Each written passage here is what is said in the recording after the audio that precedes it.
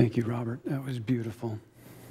Once again, we're so treated to be a part of this community. You know, I could say 1,000,000 words, 10 million words, but it wouldn't take the place of a few moments one-on-one in spirit. As folks individually spend time in communion, in the silence, there's a time when there's an experience when you know that this is beyond words. The words are just dumbing it down, and you just want to sit.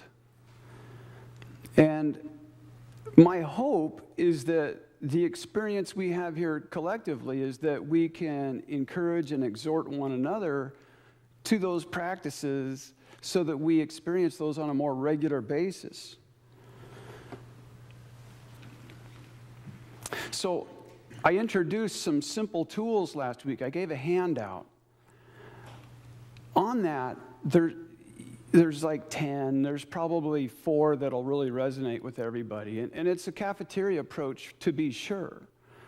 And I'm going to go through some of those today to get as practical as we can possibly get to daily spiritual practices that are transformational. You know, the Holy Spirit within us is like a hot air balloon. Okay? It will lift us up, but there's all these ropes and tethers tying it down. It is us, by the way. That's our true essence, is spirit. We're created in the image and likeness of God. God is spirit. We're not this. We're not carnivores. We're not herbivores. It's a body. It's a Halloween costume. We have to give it back at the end of the ride. It's not ours to keep. This is just what we have. It's not what we are. Our true nature is lighter than air. It moves at the speed of thought. It has no limitation. Universes can't contain what we really, truly are. A hot air balloon is a crude metaphor, very crude metaphor. So, where do we go? I talked about that. You know, I also, in some practices, they'll teach mantras. You guys know what a mantra is? A mantra is a phrase or statement or something that you can just mull over again and again and again. And some of these simple tools are exactly that. When you find something that really works for you and you just, when there's a dull moment, you can roll that over and over again in your mind. So contemplative practices. Charles and Myrtle Fillmore, together created Unity, the movement. But they had done a lot of reading. They studied the transcendentalists of the 19th century, Ralph Waldo Emerson, Thoreau, a lot of different writers, Quimby, really pioneer thinkers that experienced God directly. And so they saw this tremendous value in the Eastern practices in prayer and the style of meditation. In Christianity, there was this practice of contemplation where you would have a verse or something that you would mull over, like a mantra. You know, so religions seemingly worlds apart are practicing the same practices. But they saw the value in searching for the silence within. And so, but contextually, they were in Kansas City, Missouri, the Bible Belt. And you can't go outside the Bible in the Bible Belt. And so, if they were in the East, they would have done their teachings through another lens, probably. But it was, Unity in the beginning was a place where people gathered after they went to their Presbyterian, Baptist, or what have you, churches, Catholic. Then they would go out to the farm. Inez probably remembers some of those trips out to the farm. But it was an after-church activity where people would talk. And, you know, Charles would get up often and lecture. So they came up with this idea of practical Christianity. What's practical? What works? Let's not do things that don't work. Let's let go of things that don't serve us. We don't have to be stuck to a dogma that maybe 3/4 of it is phenomenal, but maybe 1/4 of it is, I can leave that on the plate, It doesn't resonate with us. So they came up with this place. Also, the Fillmores really wanted people to realize their full potential, to have the full experience that's possible as a human being, focusing on beingness, being present, being mindful. So why is it so important? I alluded to last week that knowledge is an acquisition of the mind of the ego. And if you can acquire something, you can lose it. If you can acquire something, you can take pride in it. You can have spiritual pride. If you can acquire something, then you can say, look how much I've acquired compared to how much you've acquired. There's this comparison thing going on. Acquisition is a trap. In my experience, traditional Christianity is you just memorize the Bible basically, and then But if there wasn't a devotional life of surrendering all those attachments that hold down that hot air balloon, it's never going to take off. I'll just keep reliving salvation over and over and over, and I'll never move on. Does that make sense? Okay. So it's not transformative. Knowledge cannot transform you. I had a music teacher in 7th grade who, by the way, used to skip me when it was my time to sing. He'd go around the room. Watermelon, la la la. I'm not scarred. No, I'm not scarred. Oh. But knowledge is never transformational. I think it does the opposite. It's a double-edged sword. It's important to have knowledge and understanding, but at the same time recognize this is a double-edged sword. This could mess me up if I allow myself to feel special about it.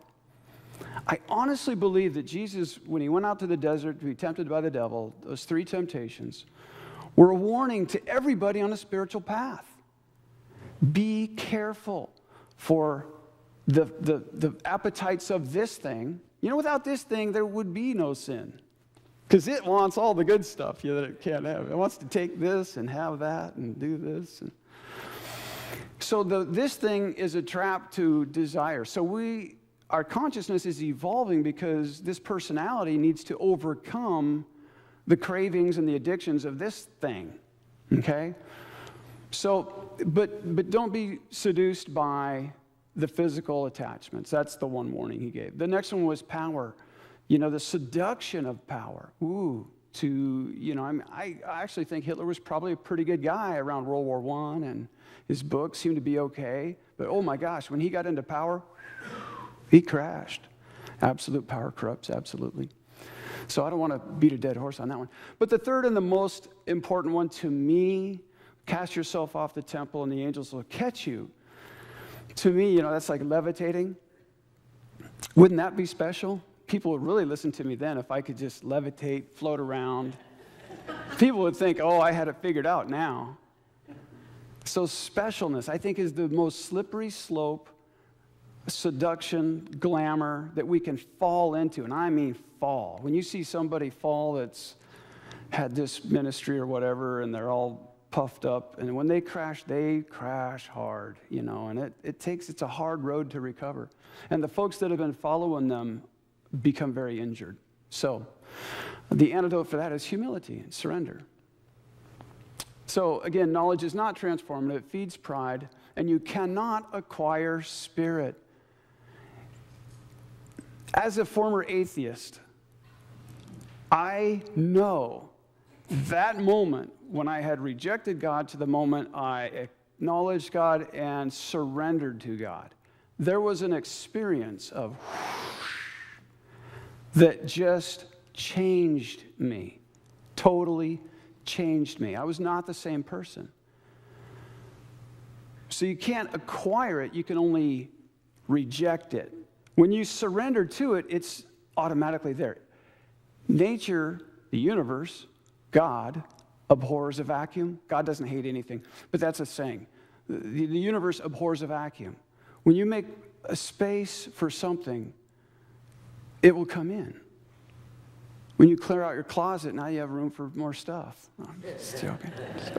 Don't do that. Give it to the thrift store. So meditation versus contemplation. Meditation, the traditional practice is being in the silence. You're sitting in quiet. That's where your monkey mind can take off and go crazy. You're limited. You can't meditate in the car. Dangerous. Especially if you're driving. Not a good practice. If you're a passenger, sometimes it's entirely appropriate. Little supplicative prayer, oh God, help me.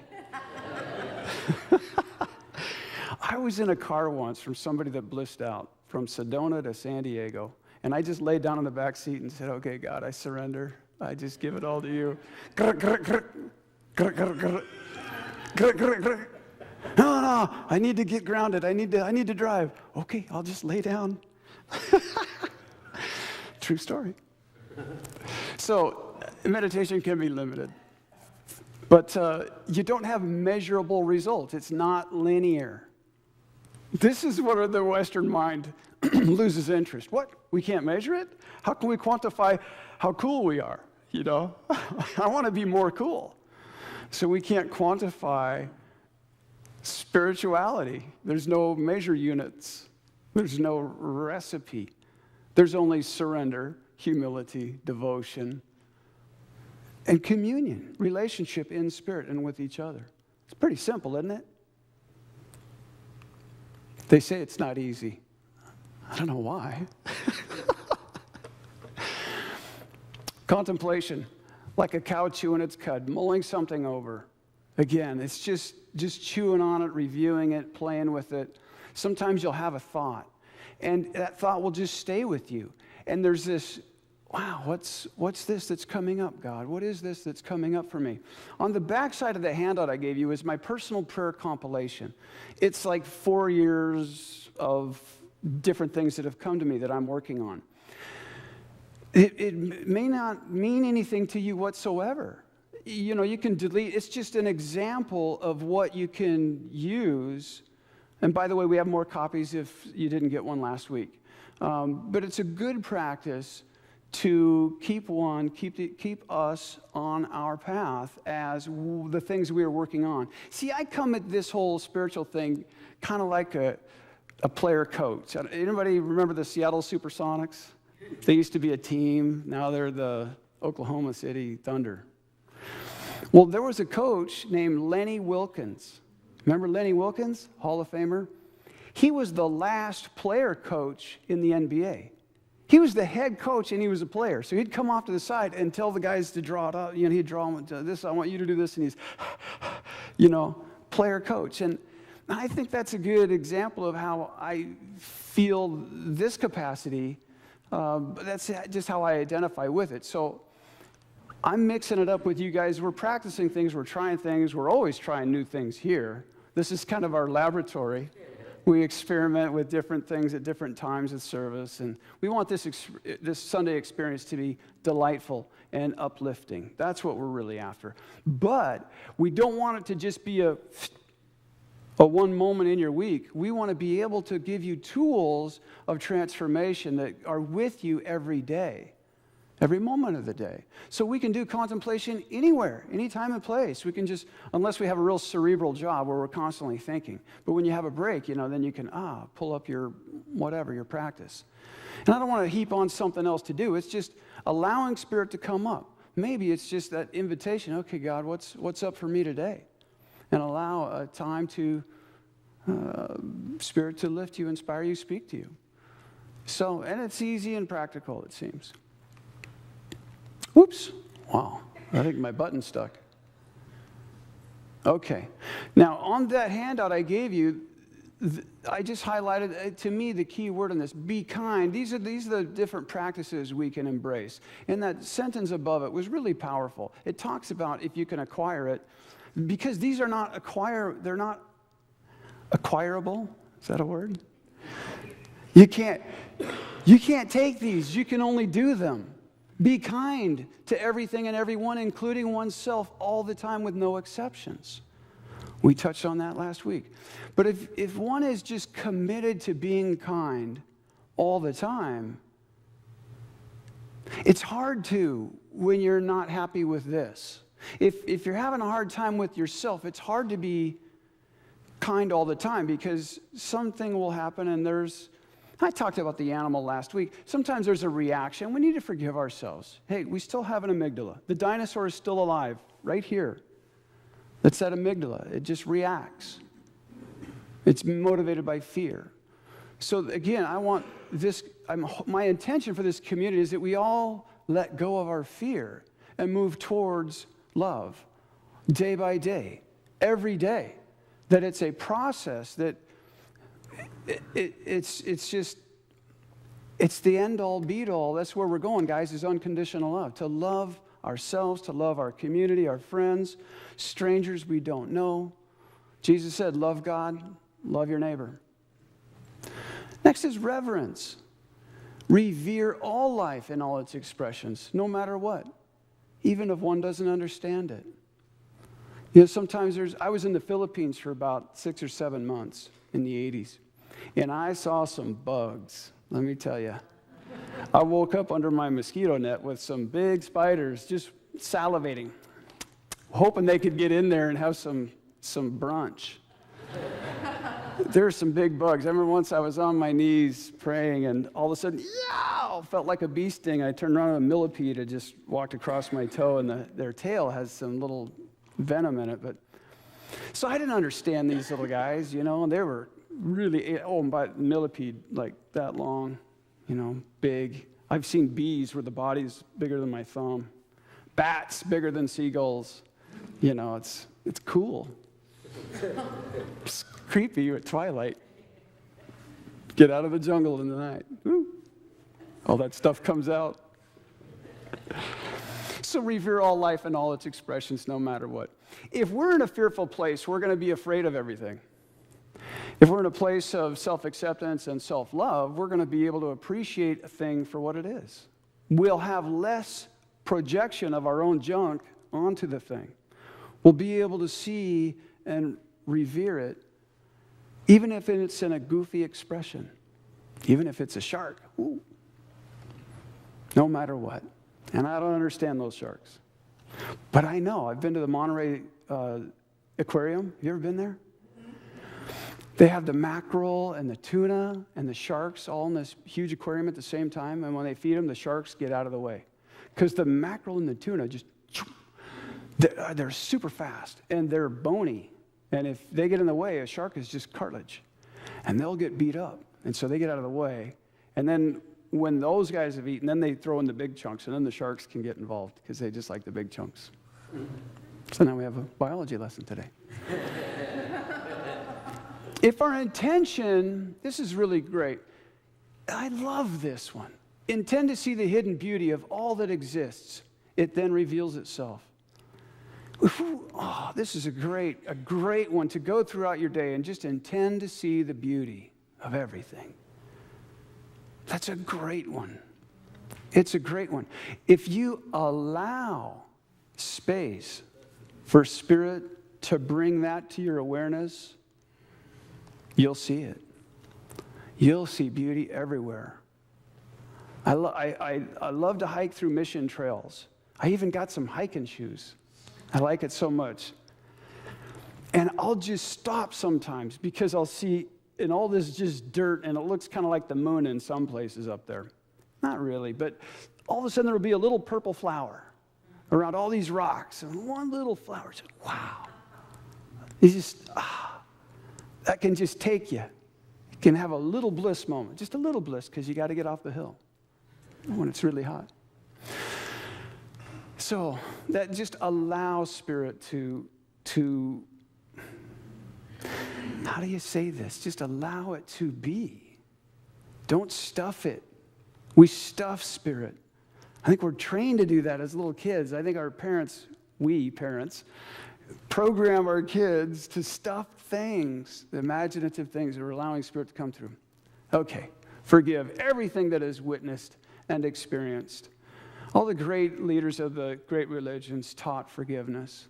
I mean, that is, there's a certain naivete. Certain folks are in different zip codes of consciousness.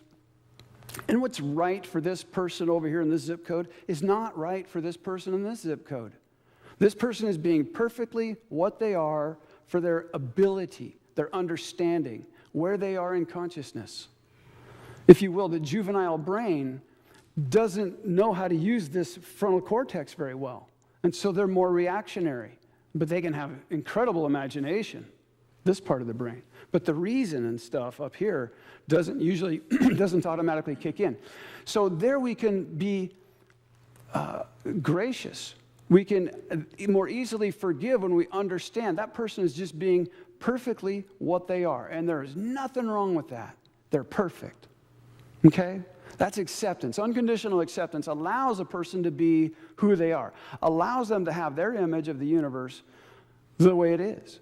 If they're hostile, we'll probably walk away from them, but we'll respect that, okay, that's where they're at, and I just don't need to be a part of that, unless you feel called to be a part of that through legislation or litigation or whatever. It's not my arena. I don't know. Not my calling. Moving on, to approach all life with humility and be willing to surrender all positionalities.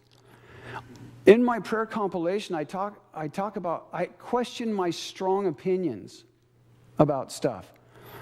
Jesus said, you hypocrite. You pick out the little sliver in somebody else's eye, but you have this beam in your own eye.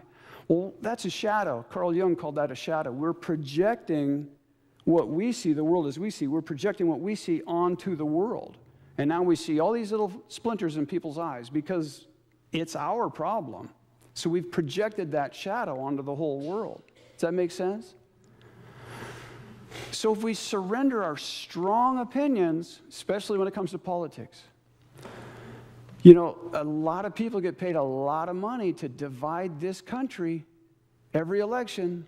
That's their job, is to divide this country. And I don't think it's healthy.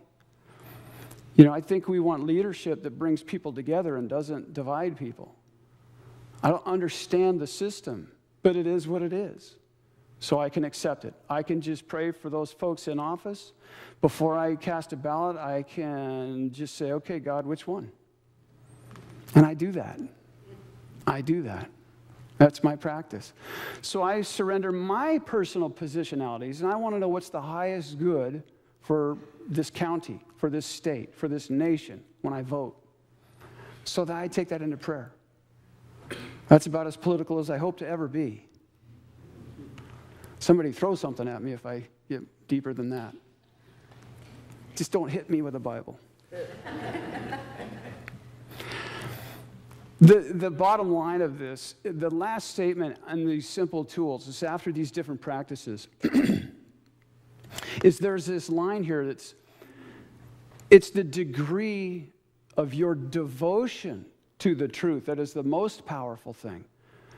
So that's one thing that the will can control. This hot air balloon of Holy Spirit is infinite, powerful, can do anything good, anything loving, anything pure. But what we have control over is our decision-making process. And we can choose to devote ourselves to truth. We can choose to devote ourselves to that which is lovely, that which is pure. Philippians 4:8. Think on these things. That, all these things that are lovely, pure, just, kind. Put your mind and your compass on those things. I've caught myself, sometimes I'll hang out with different people, and how when you hang out with a certain community, pretty soon you begin to take on the culture of that community. And if I catch myself being cynical or being critical or being terse, I kind of have to, whoa, where's this coming from? Have I let down my devotional life? Have I let myself down? Am I becoming a community with something that maybe is not as healthy as I need it to be? Do I need to change my community in my personal life? What's the barrier between my personal life and my public life? Because you guys are kind of like family here. At least I like to think so. And so it's very important what I allow into my life. And so I've been very challenged of, letting go of those things that no longer serve my highest good, not just for me, but for this community. If I become critical and negative and cynical, wow, that's not good. I heard it said that, your 5 closest friends, you're in the middle. So look around you at your 5 closest friends. And if it's a great community, then hallelujah, you are blessed. And if it's a community of reptiles, oops. Time to change your zip code. Move on. Well, let's close in a word of prayer, and we'll have the ushers come for the offering. God, we're so grateful to be alive, to experience the grace of life everlasting. That each moment in the silence and quiet meditation and contemplation can take us places that this body cannot go. God, thank you so much for all the teachers, the Buddha, Krishna, Jesus Christ.